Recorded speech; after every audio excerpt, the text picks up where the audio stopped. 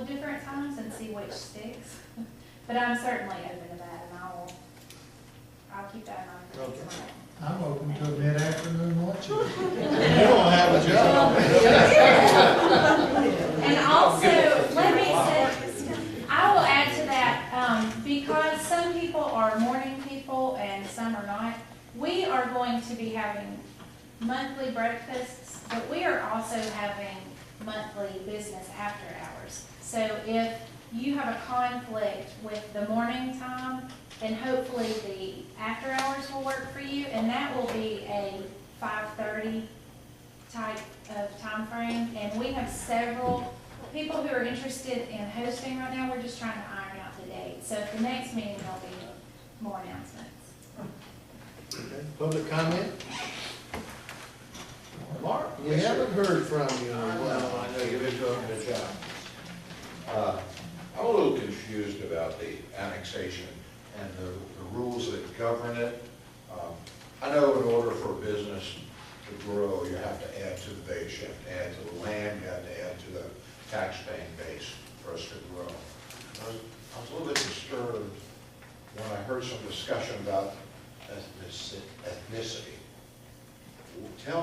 Explain to me how you would determine whether a subdivision is allowed in if they have more blacks than whites, or vice versa. In my business, we call that redlining, and that is highly illegal. Now, in my mind, and I don't know what rules you go by with regard to annexation, but that conversation in my mind just doesn't fit.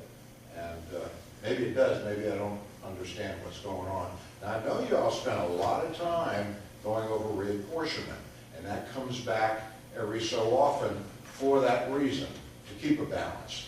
But you don't not grow a territory or a business for that reason, I don't think.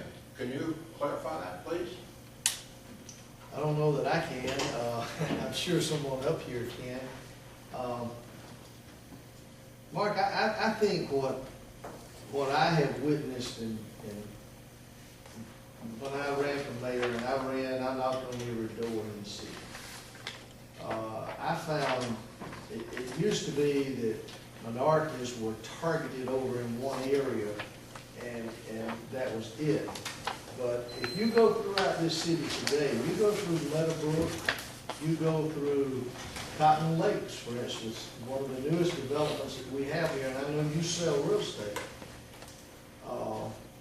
There's a diversity out there. There's I've sold homes there. yeah, tremendous mixture. I don't know, but what you don't have more black population out there than you have white. I mean, I see it, but if you, so I think that's pretty much everywhere we go now. Up in Cherokee, there's Yeah, I certainly hope so, but I was hearing discussion with regarding to a couple of the subdivisions along 14, somehow coupled, maybe I didn't hear right, I'm getting real old, but I know that I heard something about black folks and ethnicity, and that should not be have anything to do with this issue at all. Yeah, I would hope that we've made a lot of progress. I attended the MLK rally here a few weeks ago, that meeting, and I think there were a lot of good comments made about how we're coming together and we've made progress and we're working together, and that's the way it should be. That's exactly the way it should be. So I don't know anyone else want to enter into this. Chris has a military background, and there was certainly One thing, okay. right. The laws that we deal with now, any annexation, what we do now is by petition. Any property owner that is adjacent to current city limits can petition to us, and we can bring them into the city limits. We do an ordinance, we publish it in the paper, But then the next step is to send it to the U.S. Department of Justice, because we are still under whatever the court ruling is from about 1965. So even though we agree to annex any parcel in, it still has to be approved by justice. Now, I will say, I don't know in the past before 1994 when I came to work, but to the best of my knowledge, since 94, every annexation that we've presented to justice has been approved. I was in Birmingham, Tuscaloosa last week at a clerk's meeting, and I wish I had my notes, but there is sometime in March 3 Supreme Court cases being addressed, U.S. Supreme Court. One of them was the immigration issue. I can't remember what the second one was, but one of them was the annexation and the Justice Department law that we're still operating under. But until things change, we do have to abide by that law. So anytime that anything that we do that has to be with annexation, it does come to play because it does have to go to the U.S. Justice to be approved. So that's some of a little bit of the background on it. It's not really, it's the process that we have to use. Okay. Any other questions? Mayor, can I say something? Yes. This past weekend was the impact tours. Friday, we did the students from some of the area schools, and there's 2 people in the room that are part of the Credit Commission, and Barbara and Ms. Pace worked very hard along with all of the volunteers. We had a couple from Maryland that came through, and I asked them, how in the world did you find this place? And they read it in a magazine, so they came to Wetumpka, Alabama, to find out about the crater impact that happened over 84 million years ago, about the time the mayor was born. But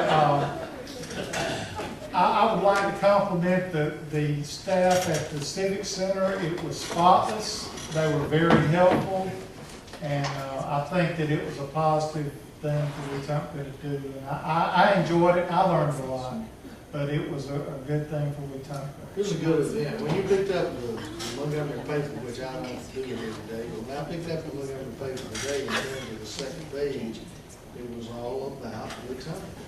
It was about the events that took place here this weekend.